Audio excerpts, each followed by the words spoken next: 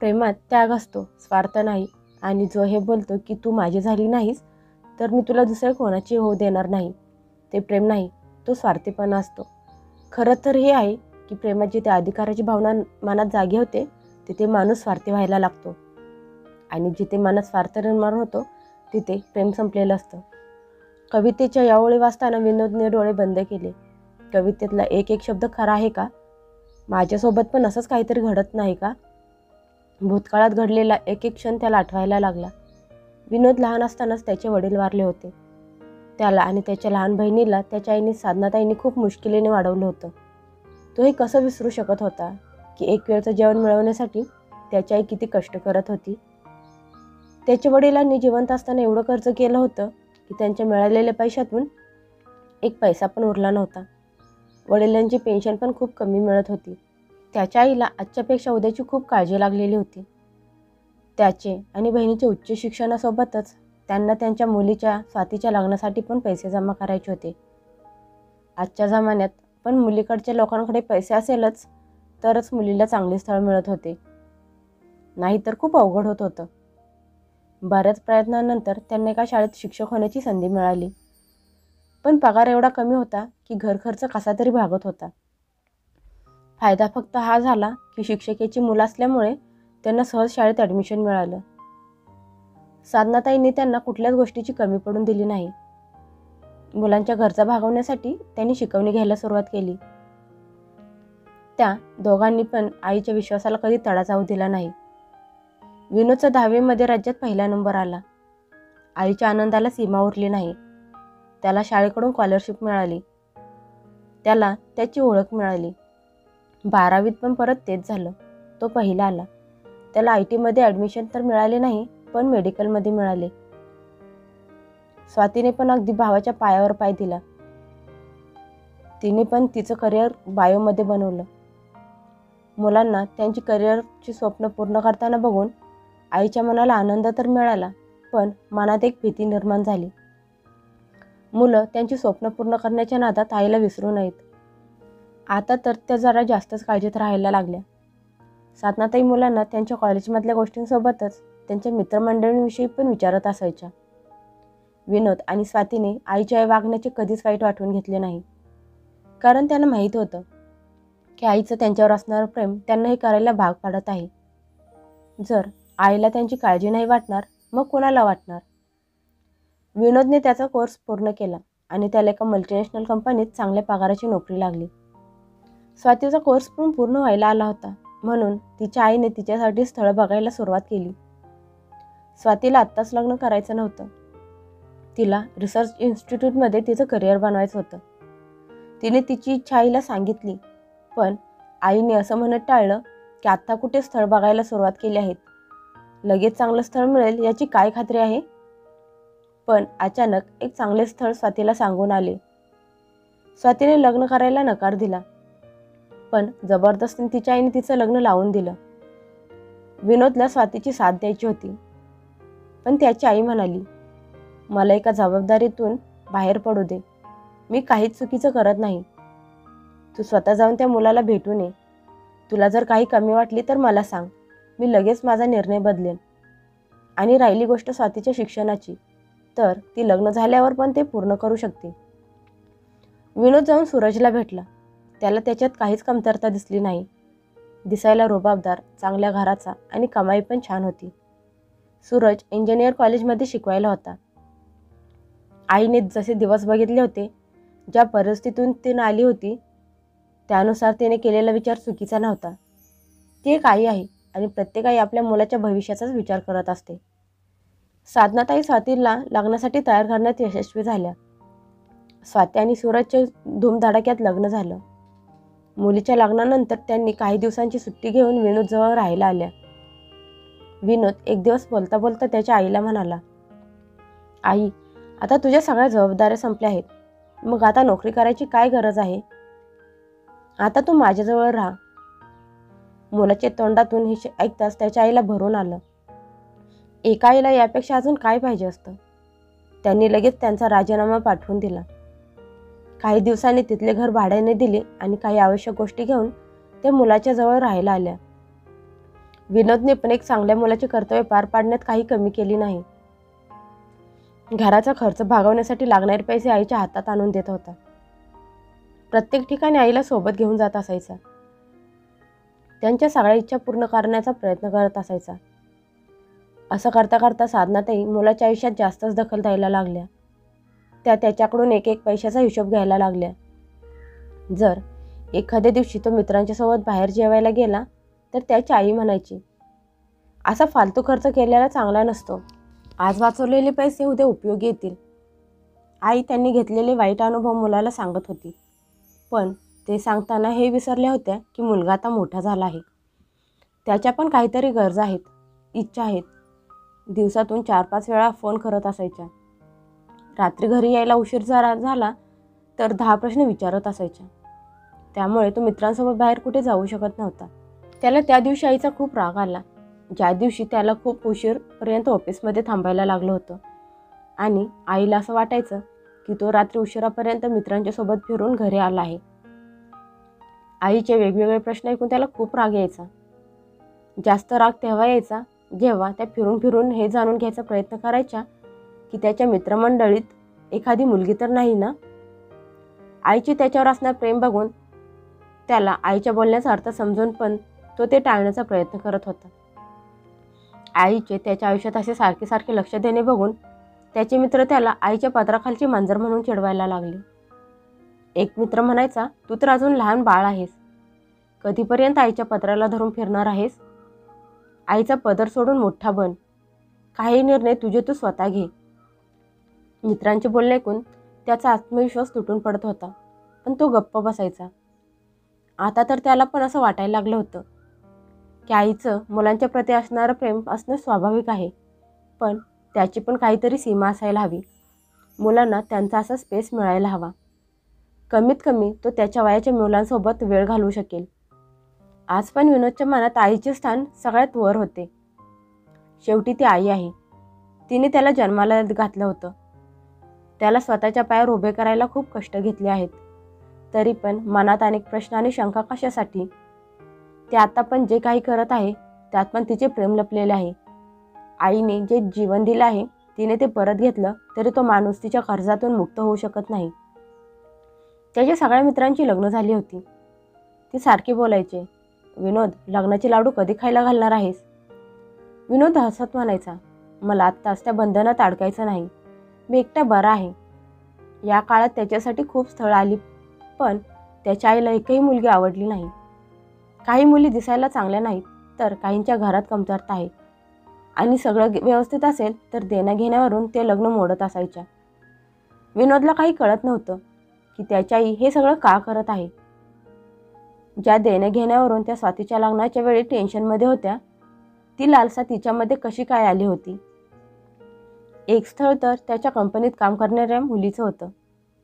त्या मुलीचे आई वडील या स्थळासाठी जास्त उत्सुक होते की त्यांना असं वाटत होतं की ते दोघे एकाच कंपनीत काम करत असल्यामुळे एकमेकांच्या समस्या दोघे समजून घेतील. पण विनोदच्या आईला ती मुलगी आवडली नाही.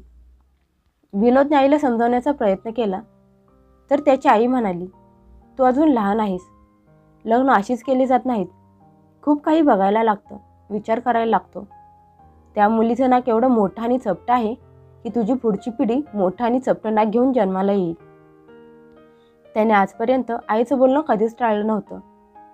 त्यामुळे तो आईला कसं बोलणार की मुलगी त्याला पसंत आहे, दिसायला छान आहे, तिचं नाक पण छान आहे. पण त्याची आई असं का बोलत होती काय माहीत.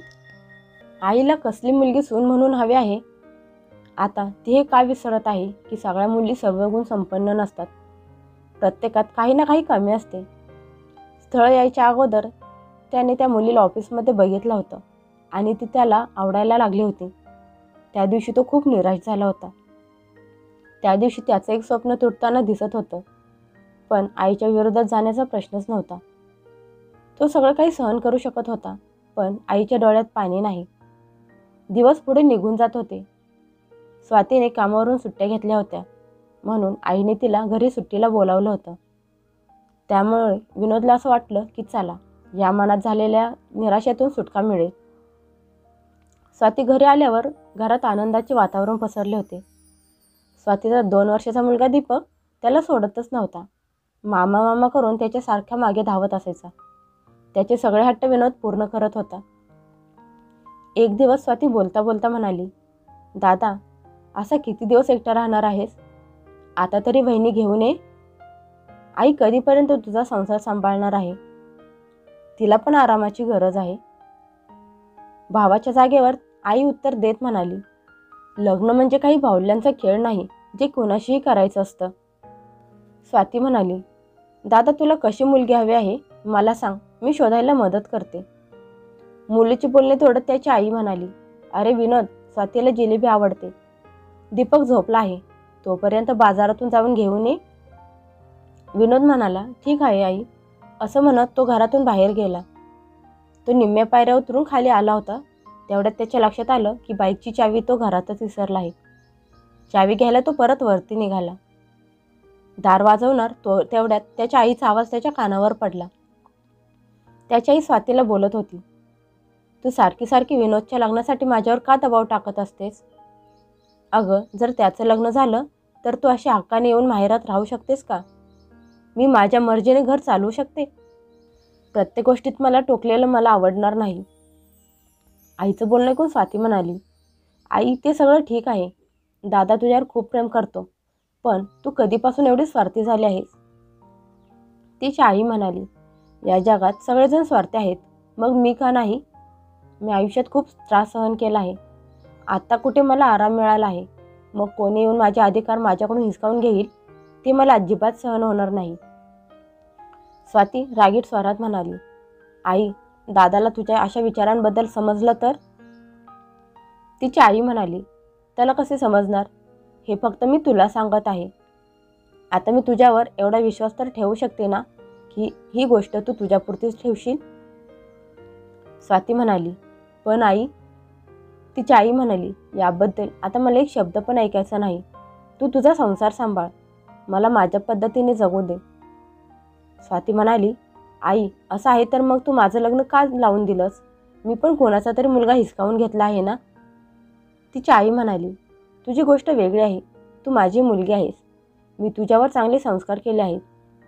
यापुढे विनोदला काही ऐकवलं नाही. तो उलट पावलाने परतला. 1 तासाने त्याच्या आईचा फोन आला. इच्छा नसताना पण त्याने फोन उचलला. त्याची आई म्हणाली, विनोद, कुठे आहेस बाळा? खूप उशीर झाला. मला काळजी वाटते तुझी. आज आईचे गोड बोलणे त्याला तिखट वाटत होते. तरी पण स्वतःला शांत ठेवत तो म्हणाला, आई, मला माझे काही मित्र भेटले आहेत. नाश्ता करायला माझी वाट बघू नकोस. मला घरी यायला वेळ लागेल. त्याची आई म्हणाली, तुझे मित्र सुट्टीच्या दिवशी पण तुझी पाठ सोडत नाहीत. बरं, लवकर ये. दीपक उठल्यावर तुला शोधत बसेल. आईचा सारखा सारखा फोन आलेला बघून त्याने फोन स्विच ऑफ केला. रात्री घरी उशिरा परत आला. आईने खूप प्रश्न विचारले. त्याने फक्त एवढंच उत्तर दिले की अचानक साहेबांनी ऑफिसला बोलावून घेतलं. त्यांच्याशी जरा प्रोजेक्टवरून भांडण झालं आहे. आज प्लीज मला एकट्याला सोड, मी खूप थकलो आहे. असं म्हणत तो त्याच्या खोलीत निघून गेला आणि आतून दार बंद करून घेतले. त्याची आई त्याची वागणे बघून अचंबित झाली आणि म्हणाली, काय माहिती याला आज काय झालं आहे?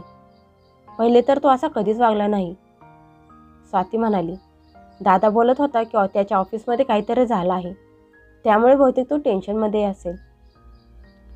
त्याची आई म्हणाली, जर काही टेन्शन असेल तर असं एकट्यात बसून त्याचं उत्तर थोडीच मिळणार आहे. या अगोदर तर तो सगळं माझ्याशी शेअर करत होता, मग आज त्याने आपलं बोलणं ऐकलं तर नसेल ना? स्वाती म्हणाली, आई, तू पण काही पण कसा विचार करत असतेस? बहिणीचे बोलणे त्याच्या कानावर पडले. जेवणाच्या वेळेला त्याच्या आईने आणि बहिणीने त्याला आवाज दिला, पण तो म्हणाला की मला भूक नाही, तुम्ही जेवण करून घ्या. त्याला माहीत होतं की त्याच्या अशा वागण्यामुळे त्याची आई आणि बहीण नाराज होतील, पण तो बिचारा तरी काय करणार? त्याचं मन पण आज आईच्या त्या बोलण्यामुळे खूप उदास झालं होतं. मन लागत नव्हतं, म्हणून त्याने पुस्तक वाचायला घेतलं. जेव्हा त्याचं मन उदास आणि अशांत होत असायचं तेव्हा तो पुस्तक वाचत असायचा. मग त्याचं मन शांत होत असायचं. पुस्तक वाचताना त्याने परत त्या ओळी वाचल्या. आता खरंच आईच्या प्रेमात पण स्वार्थ आला आहे हा विचार करून त्याच्या मनात भीती निर्माण झाली. त्याने सगळ्या परिस्थितीचा विचार केला. त्याला असं वाटलं की आईची भीती चुकीची नाही, पण तिचा विचार नक्कीच चुकीचा आहे. तिला असं का वाटायला लागलं आहे की तिचा अधिकार असं दुसरं कोणीतरी येऊन हिसकावून घेईल? जर तिने पण निस्वार्थपणाने समोरच्या व्यक्तीवर प्रेम केलं तर तिचा अधिकार कमी होणार नाही, उलट तो अजूनच वाढेल. जर मी तिच्या सगळ्या इच्छा पूर्ण करतो, तिचा मानसन्मान ठेवतो, तर मग तिचे कर्तव्य नाही का की ती पण माझ्या इच्छेचा आदर करेल, त्या पूर्ण करेल, मला बांधून ठेवण्यापेक्षा थोडंसं स्वातंत्र्य देईल. जर आई माझं लग्न स्वतः लावून देणार नाही तर मी माझं लग्न स्वतःच्या मर्जीने करेन. शेवटी माझ्या पण काही इच्छा आहेत, स्वप्न आहेत. मला माझे कर्तव्य बरोबर माझा अधिकार पण हवा आहे आणि आईने तो मला द्यायला हवा. मी या विषयावर स्वातीसोबत बोलणार आहे. तिने माझी साथ दिली तर ठीक, नाहीतर मला माझी सीमा ओलांडायला लागतील. जर घरातील मोठी माणसं त्यांच्या मुलांच्या भावना समजून घेऊ शकत नाहीत तर मग मुलांना त्यांच्या मर्यादा ओलांडायलाच लागतील. त्याच्या मनात विचारांचे वादळ चालू होते. रात्रीच्या 2 वाजल्या तरी त्याला झोप लागली नव्हती. तो झोपायचा प्रयत्न करत होता. 1 वर्षानंतर स्वाती आणि मितालीसोबत विनोदने त्याची गाडी त्याच्या अपार्टमेंटच्या बाहेर उभी केली.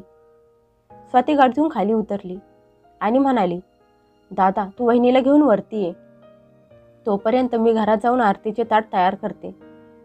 स्वाती घरी गेली. आईने दार उघडलं. तिला बघून दारातच उभी राहून आई तिला प्रश्न विचारत म्हणाली, स्वाती तू अशी अचानक? दीपक आणि जावई बापू कुठे आहेत? स्वाती म्हणाली, आई ते दोघे पण येत आहेत, तू बाजूला हो, मला आज जाऊन आरतीचे ताट तयार करायचे आहे. दादा वहिनीला घेऊन घरी येत असेल. तिची आई डोळे मोठे करून म्हणाली, वहिनी हे काय बोलत आहेस तू? विनोदने मला न सांगता एवढा मोठा निर्णय कसा काय घेऊ शकतो? असं करत असताना त्याच्या मनात माझा एकदा पण विचार आला नाही का? तू पण या सगळ्यात सामील होतीस का? स्वाती म्हणाली, हो आई, मी पण. जर तुला तुझा मानसन्मान हवा असेल तर मोकळ्या मनाने आनंदाने सुनेचे स्वागत कर. मी आरतीचे ताट तयार करते. आणि हो, आपल्याला लगेच हॉटेलमध्ये रिसेप्शनसाठी निघायचं आहे. दादाचे कोर्ट मॅरेज झाले आहे. आपल्याला हॉटेलमध्ये रिसेप्शनसोबत लग्नाच्या विधी पण पूर्ण करायच्या आहेत. सगळ्यांना आमंत्रण दिले आहेत. थोड्या वेळात पाहुणे यायला सुरुवात होईल. तिथे काही प्रॉब्लेम होऊ नये म्हणून सूरज दीपकला घेऊन सरळ हॉटेलवरती गेले आहेत.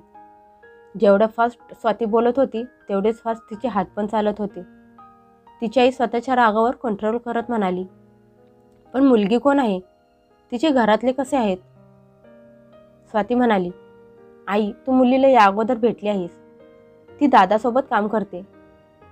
तिची आई म्हणाली, काय ती मिताली? स्वाती म्हणाली, आई तुला तिचे नाक चपटे दिसले असेल, पण ती मुलगी खूप समजूतदार आणि व्यावहारिक आहे आणि दादाला ती खूप आवडते. तिची आई म्हणाली, लग्नाच्या अगोदर सगळ्या मुली समजूतदार वाटतात. स्वाती म्हणाली, आई अजून पण तू तुझे वागणे बदलले नाहीस तर माझी एक गोष्ट लक्षात ठेव, यात तुझेच जास्त नुकसान होईल. मुलांना मोठ्याकडून फक्त आशीर्वाद हवे असतात, त्या बदल्यात ते मोठ्यांना मानसन्मान देतात. जर त्यांना आशीर्वाद मिळण्याऐवजी टोमणे मिळाले तर मोठ्यांनी पण त्यांच्याकडून मानसन्मानाची आशा ठेवू नये. आणि तसंही तुझ्या असल्या वागण्यामुळे आम्हाला असा अचानक निर्णय घ्यावा लागला. मितालीच्या आई वडिलांना पण खूप मुश्किलीने या लग्नासाठी तयार केले आहे. आता लवकर सर. असं म्हणत स्वातीचा आवाज कठोर झाला. ती आरतीचे ताट घेऊन लगेच बाहेर गेली. आता पिल्लाला पंख फुटले आहेत. ते स्वतःचे स्वतः उडायला लागले आहेत. आता ते कोणावरती अवलंबून राहिले नाहीत. असा विचार करत तिची आई स्वातीच्या मागे बाहेर गेली. स्वाती बाहेर आली तर विनोद मितालीसोबत दारात उभा होता. आरतीचे ताट आईच्या हातात देत स्वाती म्हणाली, दादा पहिले माझे हात गरम कर, मगच तुला घरात येऊन देईन. दादाकडून मोठे गिफ्ट घेऊन स्वाती दारातून बाजूला होत आईकडे बघत म्हणाली, आई आता तुझी बारी. मनातल्या मनात त्याची आई म्हणाली, मोठी जादू करून निघालीस, माझ्या मुलाला माझ्यापासून हिसकावून घेतलंस. पुढे माहीत नाही अजून काय काय करशील. असा विचार करत होत्या तेवढ्यात त्यांचं आतलं मन त्यांना म्हणालं, अजून किती अपमान करून घेणार आहे साधना. सगळं मागं सोडून पुढे सरक. लक्ष्मी तुझ्या दारात उभी आहे, तिच्या आनंदात स्वागत कर. त्यांनी स्वातीच्या हातातून आरतीचे ताट घेतले. ओवाळून म्हणाल्या, खूप मोठं सरप्राईज दिले, जरा पण भनक लागून दिली नाहीत.